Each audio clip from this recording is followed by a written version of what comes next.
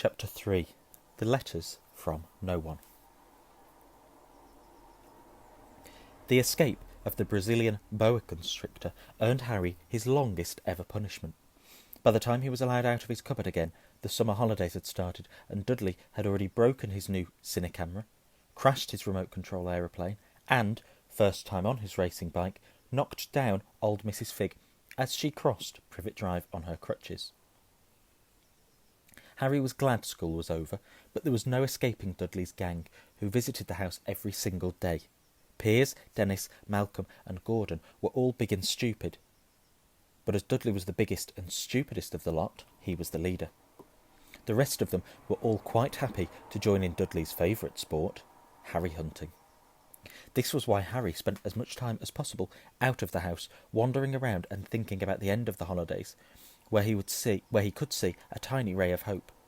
When September came, he would be going off to secondary school, and for the first time in his life he wouldn't be with Dudley. Dudley had a place at Uncle Vernon's old school, Smeltings. Piers Polkiss was going there too. Harry, on the other hand, was going to Stonewall High, the local comprehensive. Dudley thought that this was very funny. "They stuff people's heads down the toilet on the first day at Stonewall," he told Harry. "Want to come upstairs and practice?" "No, thanks," said Harry. "The poor toilet's never had anything as horrible as your head down it. It might be sick." Then he ran, before Dudley could work out what he'd said. One day in July, Aunt Petunia took Dudley to London to buy his Smeltings uniform, leaving Harry at Mrs. Figg's. Mrs. Figg wasn't as bad as usual. It turned out she'd broken her leg, tripping over one of her cats, and she didn't seem quite as fond of them as before. She let Harry watch television and gave him a bit of chocolate cake that tasted as though she'd had it for several years. That evening, Dudley paraded around the living room for the family in his brand new uniform. Smeltings boys wore maroon tailcoats, orange knickerbockers, and flat straw hats called boaters. They also carried knobbly sticks, used for hitting each other while the teachers weren't looking. This was supposed to be good training for later life. As he looked at Dudley in his new knickerbockers, Uncle Vernon said gruffly that it was the proudest moment of his life. Aunt Petunia burst into tears and said she couldn't believe it was her ickle Duddykins. He looked so handsome and grown up. Harry didn't trust himself to speak. He thought two of his ribs might already have cracked from trying not to laugh. There was a horrible smell in the kitchen next morning when Harry went in for breakfast. It seemed to be coming from a large metal tub in the sink. He went to have a look. The tub was full of what looked like dirty rags, swimming in grey water. "What's this?" he asked Aunt Petunia. His lips tightened, as they always did if he dared to ask a question. "Your new school uniform," she said. That's a very different voice to yesterday, but... Harry looked in the bowl again. "Oh," he said. "I didn't realise it had to be so wet." "Don't be stupid," snapped Aunt Petunia. "I'm dyeing some of Dudley's old things grey for you. It'll look just like everyone else's when I've finished." Harry seriously doubted this, but thought it best not to argue. He sat down at the table and tried not to think about how he was going to look on his first day at Stonewall High. Like he was wearing bits of old elephant skin, probably. Dudley and Uncle Vernon came in, both with wrinkled noses because of the smell from Harry's new uniform. Uncle Vernon opened his newspaper as usual, and Dudley banged his smelting stick, which he carried everywhere, on the table. They heard the click of the letterbox and flop of letters on the doormat. "Get the post, Dudley," said Uncle Vernon from behind his paper. "Make Harry get it." "Get the post, Harry." "Make Dudley get it." "Poke him with your smelting stick, Dudley." Harry dodged the smelting stick and went to get the post. 3 things lay on the doormat. A postcard from Uncle Vernon's sister Marge, who was holidaying in the Isle of Wight, a brown envelope that looked like a bill, and a letter for Harry. Harry picked it up and stared at it, his heart twanging like a giant elastic band. No one, ever in his whole life, had written to him. Who would? He had no friends, no other relatives. He didn't belong to the library, so he'd never even got rude notes asking for books back. Yet here it was, a letter addressed so plainly there could be no mistake. Mr. H. Potter, the cupboard under the stairs, 4 Privet Drive, Little Whinging, Surrey. The envelope was thick and heavy, made of yellowish parchment, and the address was written in emerald green ink. There was no stamp. Turning the envelope over, his hand trembling, Harry saw a purple wax seal bearing a coat of arms, a lion, an eagle, a badger, and a snake, surrounding a large letter H. "Hurry up, boy!" shouted Uncle Vernon from the kitchen. "What are you doing? Checking for letter bombs?" He chuckled at his own joke. Harry went back into the kitchen, still staring at his letter. He handed Uncle Vernon the bill and the postcard, sat down and slowly began to open the yellow envelope. Uncle Vernon ripped open the bill, snorted in disgust, and flipped over the postcard. "Marge is ill," he informed Aunt Petunia. "Ate a funny whelk." Dad, said Dad, said Dudley suddenly. Dad, Harry's got something. Harry was on the point of unfolding his letter, which was written on the same heavy parchment as the envelope, when it was jerked sharply out of his hand by Uncle Vernon. "That's mine," said Harry, trying to snatch it back. "Who'd be writing to you?" sneered Uncle Vernon, shaking the letter open with one hand and glancing at it. His face went from red to green faster than a set of traffic lights, and it didn't stop there. Within seconds, it was the greyish-white of old porridge. "Petunia!" he gasped. Dudley tried to grab the letter to read it, but Uncle Vernon held it high out of his reach. Aunt Petunia took it curiously and read the first line. For a moment, it looked as though she might faint. She clutched her throat and made a choking noise. Vernon! Oh, my goodness, Vernon! They stared at each other, seeming to have forgotten that Harry and Dudley were still in the room. Dudley wasn't used to being ignored.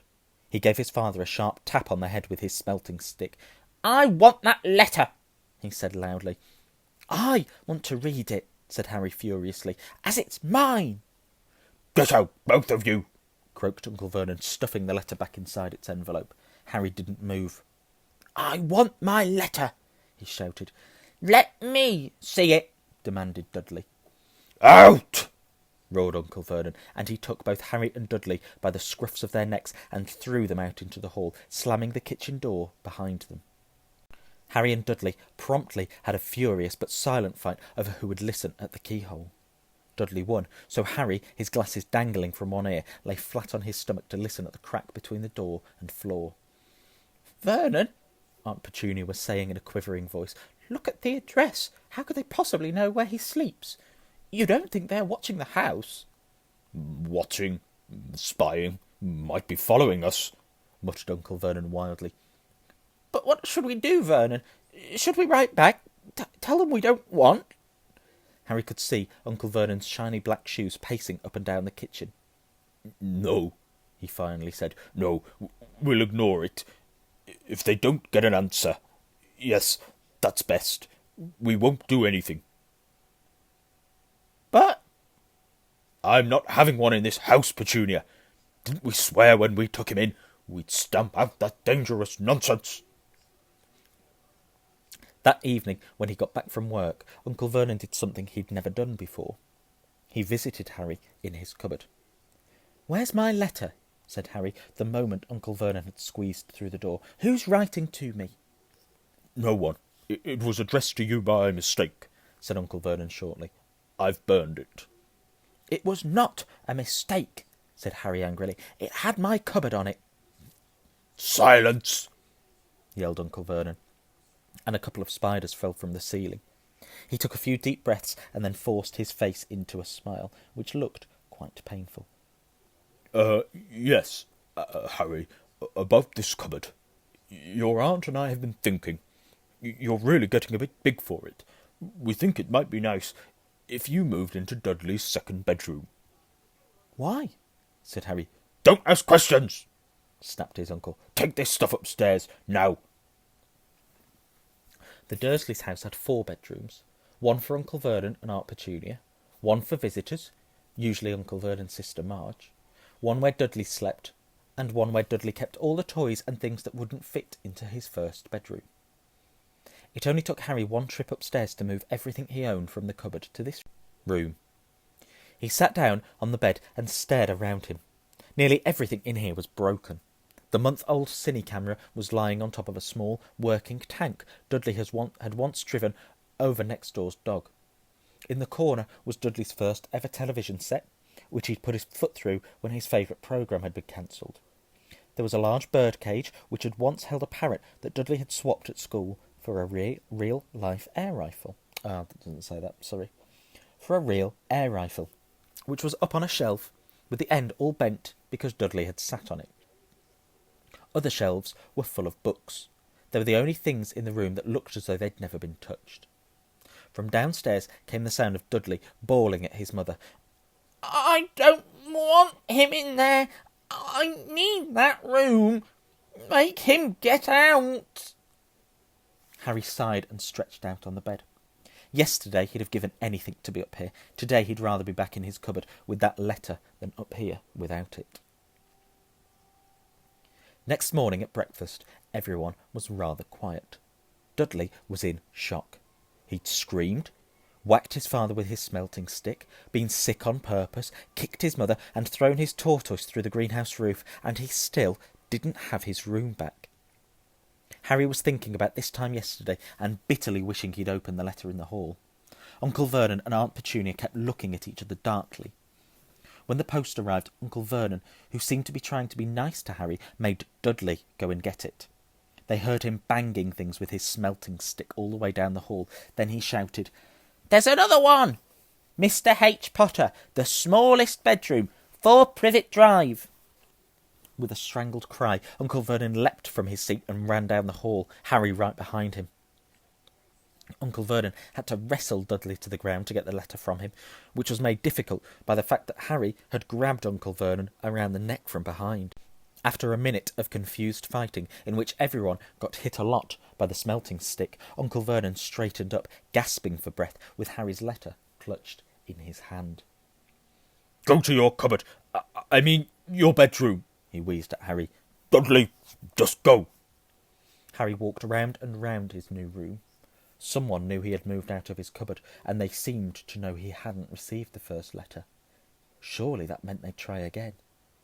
And this time, he'd make sure they didn't fail. He had a plan. The repaired alarm clock rang at 6 o'clock the next morning. Harry turned it off quickly and dressed silently. He mustn't wake the Dursleys. He stole downstairs without turning on any of the lights. He was going to wait for the postman on the corner of Privet Drive and get the letters for number 4 first.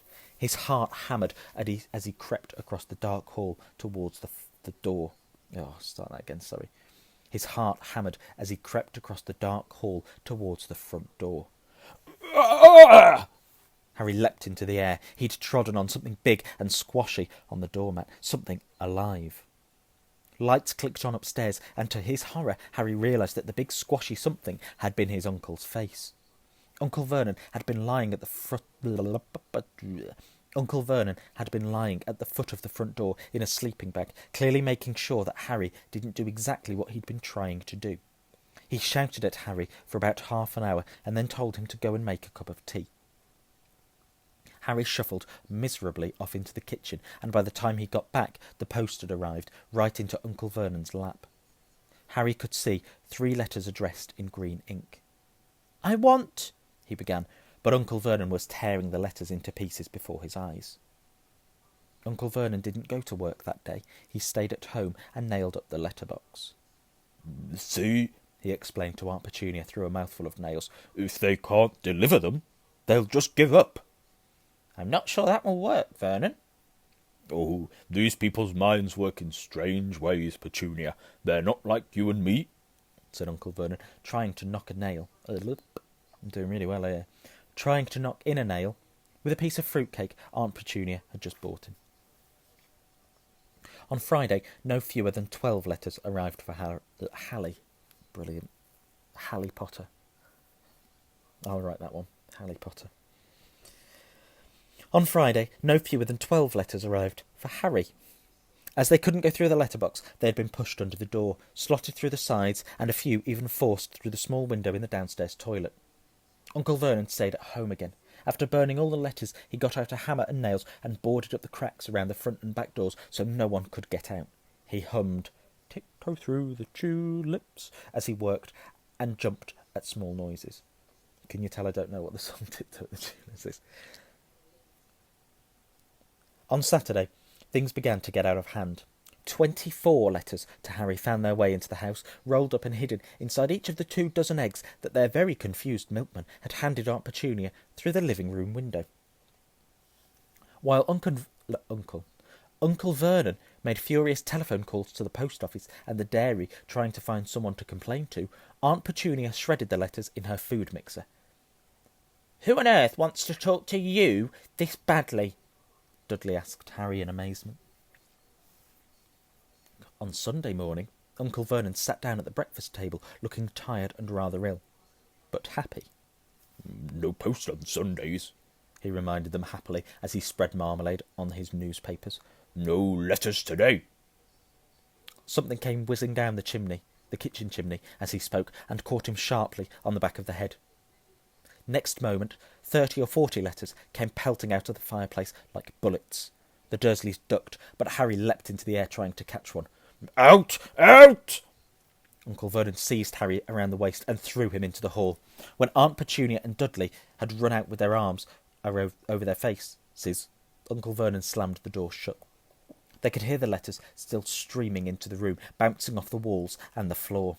"That does it," said Uncle Vernon, trying to speak calmly, but pulling great tufts of his moustache at the same time. "I want you all back here in 5 minutes, ready to leave. We're going away. Just pack some clothes, no arguments." He speaks very loudly, does Uncle Vernon. He looked so dangerous with half his moustache missing that no one dared to argue. 10 minutes later, they had wrenched their way through the boarded-up doors and were in the car, speeding towards the motorway. Dudley was sniffling in the back seat. His father had hit him round the head for holding them up while he tried to pack his television, video, and computer in his sports bag. They drove, and they drove. Even Aunt Petunia didn't dare ask where they were going. Every now and then, Uncle Vernon would take a sharp turning and drive in the opposite direction for a while. Shake 'em off, he would mutter whenever he did this. They didn't stop to eat or drink all day. By nightfall, Dudley was howling. He'd never had such a bad day in his life. He was hungry. He'd missed 5 television programmes he'd wanted to see, and he'd never gone so long without blowing up an alien on his computer. Uncle Vernon stopped at last outside a gloomy-looking hotel on the outskirts of a big city. Dudley and Harry shared a room with twin beds and dusty, musty sheets. Dudley snored, but Harry stayed awake, sitting on the windowsill, staring down at the lights of passing cars and wondering. They ate stale cornflakes and cold tinned tomatoes on toast for breakfast the next day. They had just finished when the owner of the hotel came over to their table. "Excuse me, but is one of you Mr. H. Potter? Only I've got about 100 of these at the front desk." Well, it wasn't a she, was it? Sorry. She held up a letter so they could read the green ink address. Mr. H. Potter, room 17, Railview Hotel, Cokeworth. Harry made a grab for the letter, but Uncle Vernon knocked his hand out of the way. The woman stared. "I'll take them," said Uncle Vernon, standing up quickly and following her from the dining room. "Wouldn't it be better to just go home, dear?" Aunt Petunia.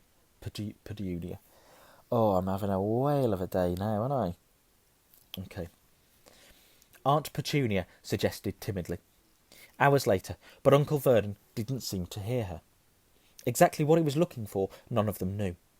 He drove them into the middle of a forest, got out, looked around, shook his head, got back into the car, and off they went again. The same thing happened in the middle of a ploughed field, halfway across a suspension bridge, and at the top of a multi-storey car park. "Daddy's gone mad, hasn't he?"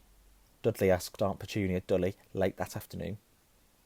Uncle Vernon had parked at the coast, locked them all inside the car, and disappeared.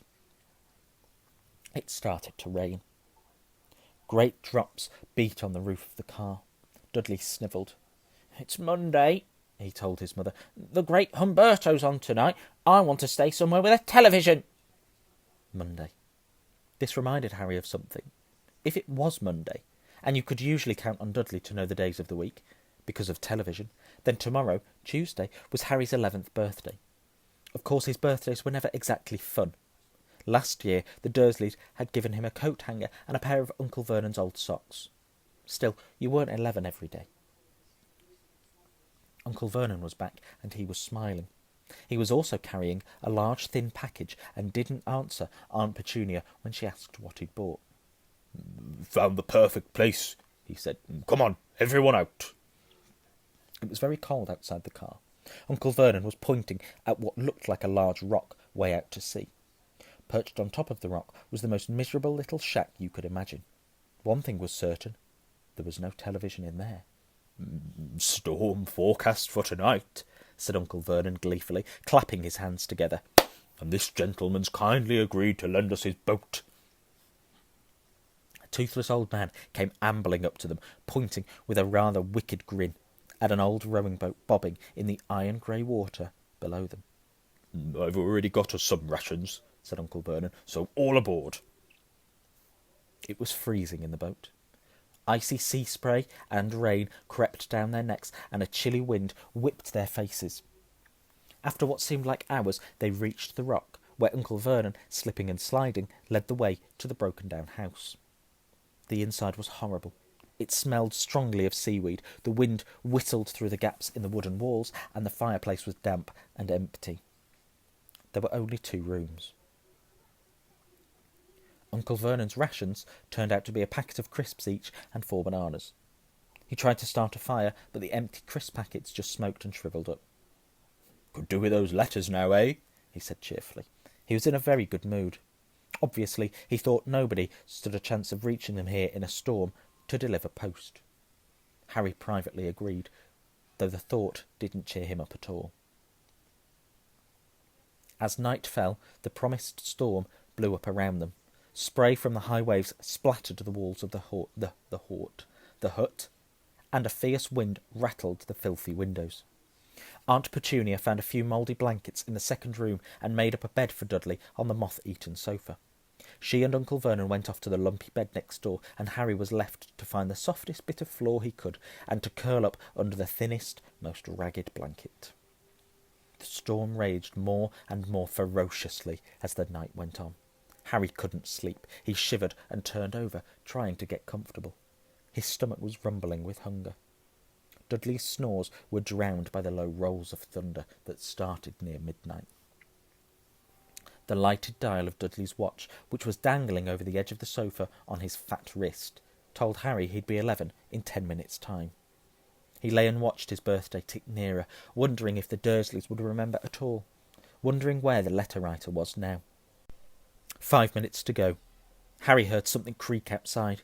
He hoped the roof wasn't going to fall in, although he might be warmer if it did. 4 minutes to go.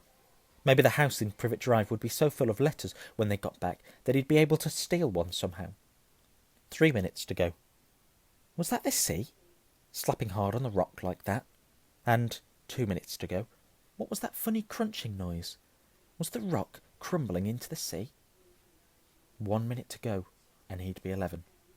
30 seconds. 20. 10. 9.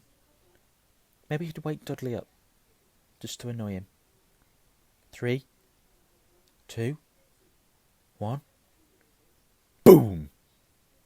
The whole shack shivered, and Harry sat bolt upright, staring at the door. Someone was outside, knocking to come in.